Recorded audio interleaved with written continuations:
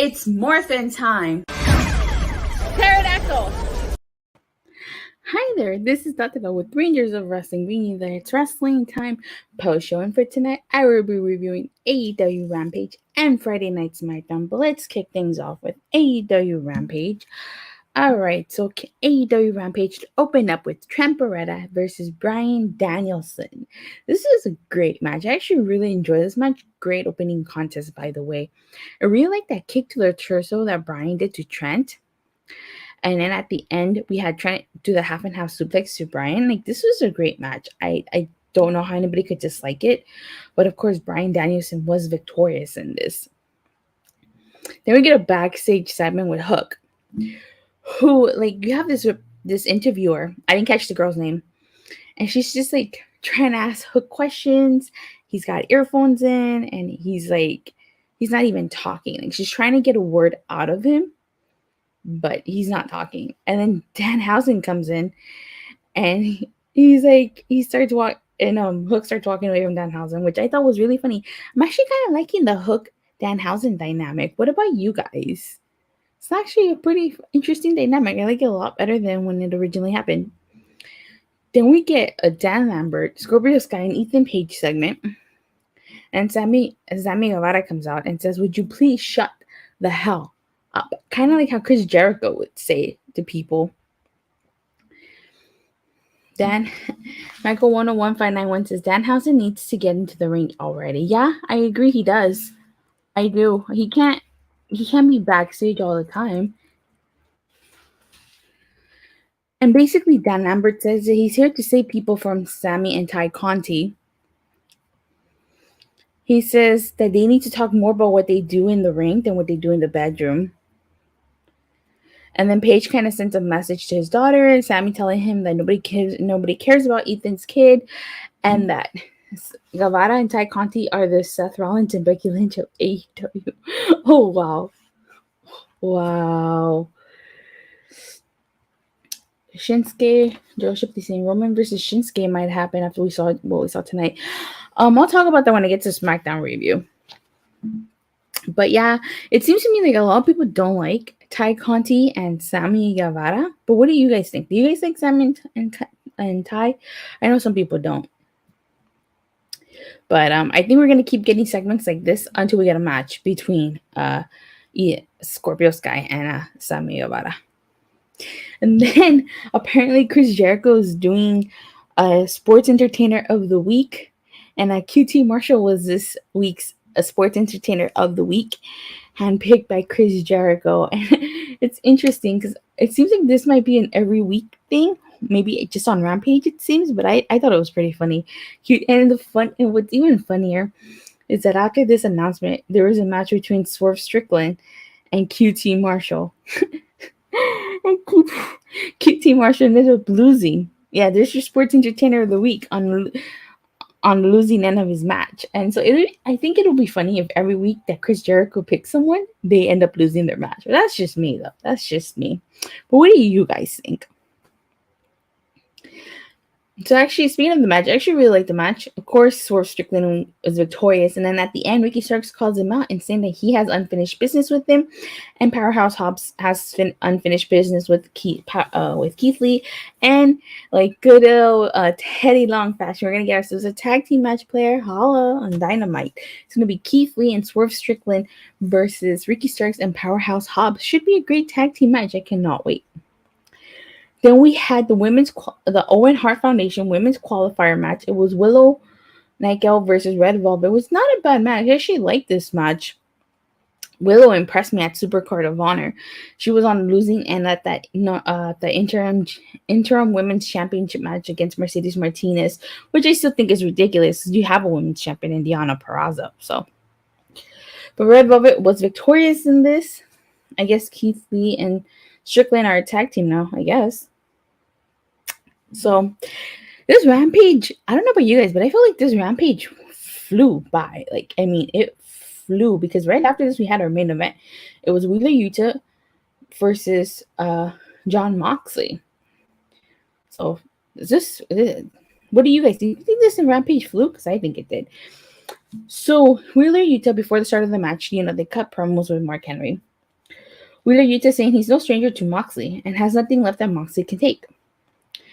He says Moxley says it isn't his job to show Yuta respect.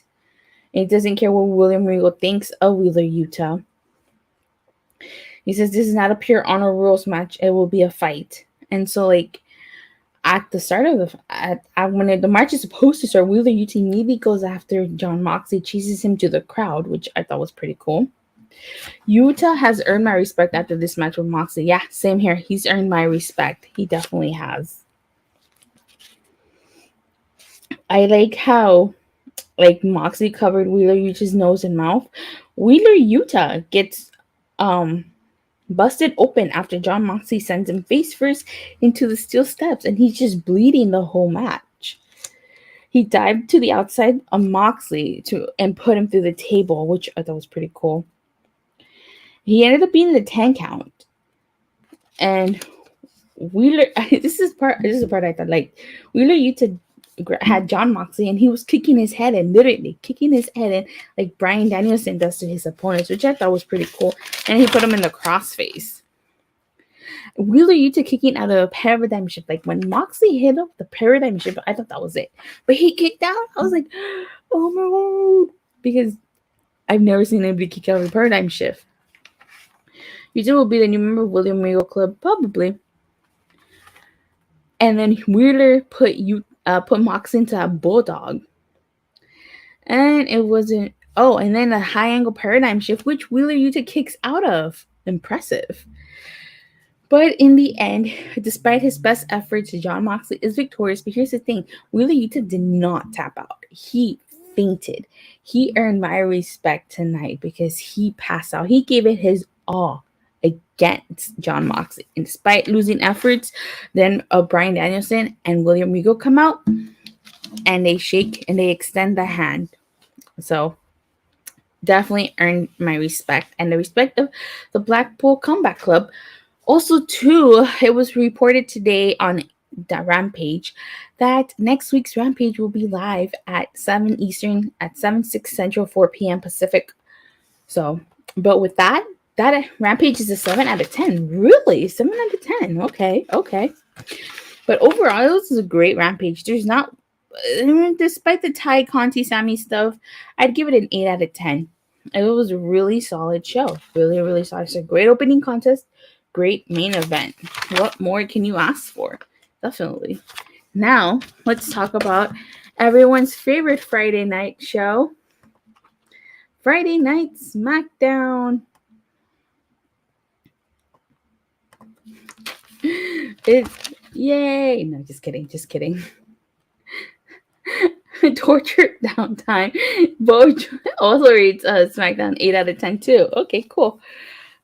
All right. So Smackdown kicked off with Ronda Rousey saying that she proved to be the woman of her word and she made Charlotte tap out. They even aired the footage of Charlotte tapping out. And she wants a rematch against Charlotte, and she wants it at WrestleMania Backlash. And she doesn't want any excuses.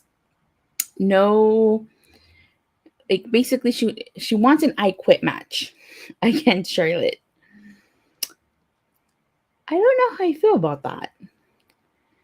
And Charlotte says she felt the pressure, but she still didn't lose, and that the badass woman on the planet is just a myth. And she needs to get to the back of the line, and she calls her the B word. And Ronda assures that the fight will happen. So it's interesting that she's going for an I Quit match because, usually when they go that, then again, it doesn't always mean when they go that route if someone's leaving. But that's an interesting choice. It's been a while since we had an I Quit match. My favorite I Quit match till this very day is John Cena versus JBL at Judgment Day 2005 for the WWE Championship. That was an amazing I Quit match. My favorite I Quit match till this very day. So then, after that, we get Xavier Woods versus the in-ring debut of Butch. Instead, the Men in Black GIF. Michael 10159 says, we don't need another match with Charlotte and Ronda. Yeah, I agree. We don't need another one. So, I don't know if this was a shot at AEW, but basically, Xavier Woods and Kofi Kingston were saying that their records reset after WrestleMania, so they're both 0-0. And this match was, I don't want to say it was quick, but it was pretty quick. I mean, he beats Butch, and then Butch throws a temper tantrum. So I didn't like it. But before I continue, it was reported by Fightful Select that 2 people were going to get their names changed, and we will find out as I continue that which people were getting their names changed. So then after this, we get a Sami Zayn segment. He says that he wasn't anything goes match, not an everyone is welcome match. He said he's been reduced to a laughing stock and was challenging the next person that comes through those doors, which ended up being Drew McIntyre. And he tries to get out of it, which I thought was hilarious. Sami Zayn is pretty funny. I like Sami Zayn. But the one thing that I like about this segment is that Sami has like a cheese. You guys know they're in Milwaukee, Wisconsin, the cheese capital of the country. So he got booed for that cheese. All right. So this is what Fightful Select was reporting. So Fightful Select was reporting that Marcel Barthol were going to likely head up to the main roster, and that Marcel Barthol was going to have a name change to be Ludwig or Ludwig.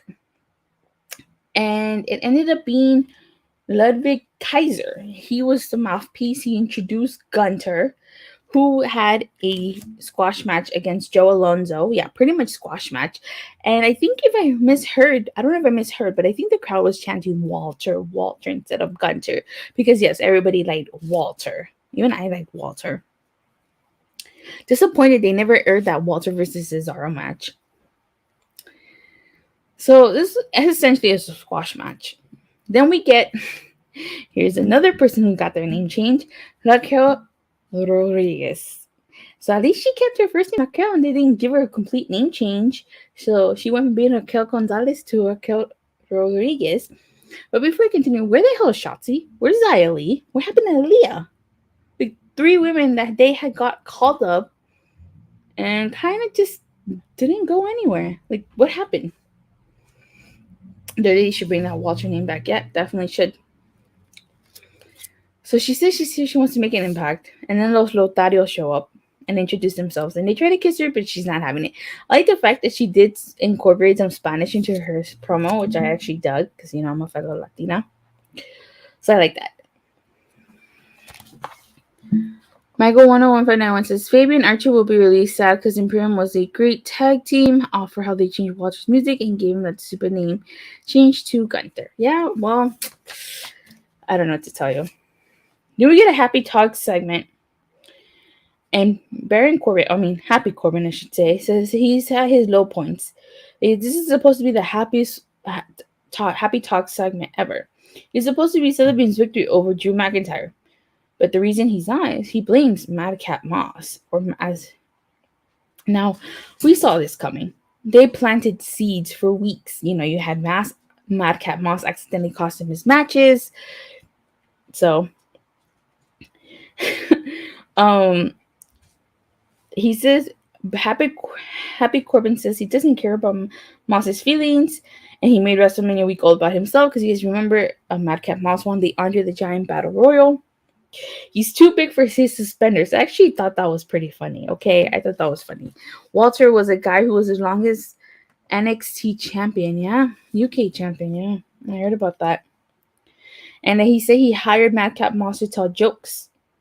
And instead, Madcap Moss calls himself Madcap Loss. Corbin thinks it's a terrible joke, and he thinks that the rest of the jokes are terrible. And then a brawl breaks out between them, and it ends with Madcap Moss pretty much destroying that Happy Talk segment and then smashing the hat. Why? Why the hat? What did the hat do to you, Madcap Moss? Madcap Moss is actually a pretty capable wrestler, but this gimmick was just not working for him. Where he goes from here, I don't know. Hopefully, it's a babyface turn. It seems like it. I don't know what's gonna happen afterwards, though.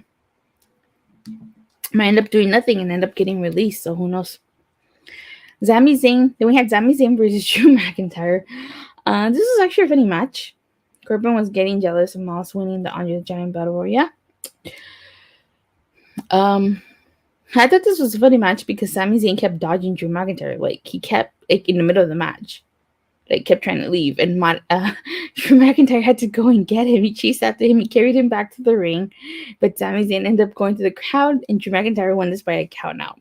So this isn't over between them. Drew McIntyre is probably gonna get a rematch next week. Michael 10159 saying, with Raquel Gonzalez being caught up, Dirty has nothing for her. She will be next to be thrown to Charlotte. I think Dakota should be called up since she's done everything in NXT. She hasn't. Why hasn't Dakota been called up? She's been in NXT for years. She's been in NXT since it was still the black and gold brand.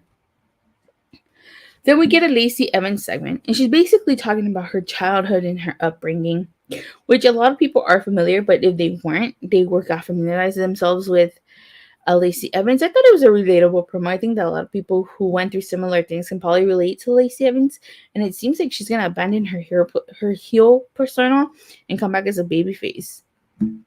So Dakota deserves to be caught up. So I'm interested to see what they do with Lacey Evans, because they bring back people, they start segments with people, and then at the end of the day, don't do anything with them. Then we get the match I actually was looking forward to. Sasha Banks versus Liv Morgan. Ever since the tag team matches, I've actually been wanting a one-on-one match between Sasha Banks and Liv Morgan. But please don't ask me why Liv Morgan was on Smackdown instead of Raw. But she basically said that she came to SmackDown to gain momentum because of their match next week. I still don't know why. I guess it's the wild card rule. This was a good match. I actually enjoyed this match. And Liv Morgan actually was victorious. I was surprised by that. Actually, no, I'm not. I'm not surprised. And I'll tell you why. Liv Morgan won this match. That means she and Rhea Ripley are probably going to lose on Monday, because it was reported by Fightful Select that Rhea Ripley is being pitched to join Edge's stable. So, typical WWE 101. Champions lose. Yeah. And then, that was technically the main event, because the closing segment had Roman Reigns. And kind of like Raw, he just comes out. He says he's done everything, but there's so much more for the bloodline. He wants the Raw Tag Team Champion. He wants the Raw Tag Team title. So he sends the Usos to Raw so that they can bring the tag team titles to SmackDown. Then Shinsuke Nakamura interrupts. If you guys recall, at WrestleMania Saturday, Rick Boogs tore his quad because he was trying to carry both Usos, so now he needs surgery. Roman gives him a hug and says that Jay understands what Nakamura went through, as when Jimmy was out. After Roman hugs Nakamura, the Usos super kick him. So it's interesting that. And that's pretty much how SmackDown ends. I don't know what ending was worse, that or Monday Night Raw. But it's interesting because does that mean the brand split is over if they unify the men's tag titles? Tag titles that need to be unified are the women's tag titles, because that division is non-existent. It really is not. Unify them with NXT. So both men's main titles are unified. Tag team titles seem to be getting unified. So the only single belts are going to be the US and the Intercontinental Championship. And on the women's side, you're just going to have the two women's titles and the tag teams. I guess, what other direction they had to go on? On Raw, you basically only have, 3 teams on Raw? How many teams do you have on SmackDown? I don't even know how many tag teams we have on SmackDown. So, what do you guys think of the unifications or the potential brand split ending? If all the titles are unified, whoever holds those titles, that's it. Nobody else is going to hold those titles. So, think about it this way. If the Usos unify the titles, no one's going to take those titles off of them until they feel like it. We're only going to have one tag team champion in the Usos. Both divisions for the tag team and women's need to be merged. Yeah, that's why. I could see that happening, especially the women's. But I guess that's it. Reviewed both shows. Thank you guys all so much for watching and for your continued support. Please don't forget to like and subscribe. Make sure you hit that bell so you get notified whenever I go live or release a new video. And I'll see you guys on Monday. Have a great day. Bye.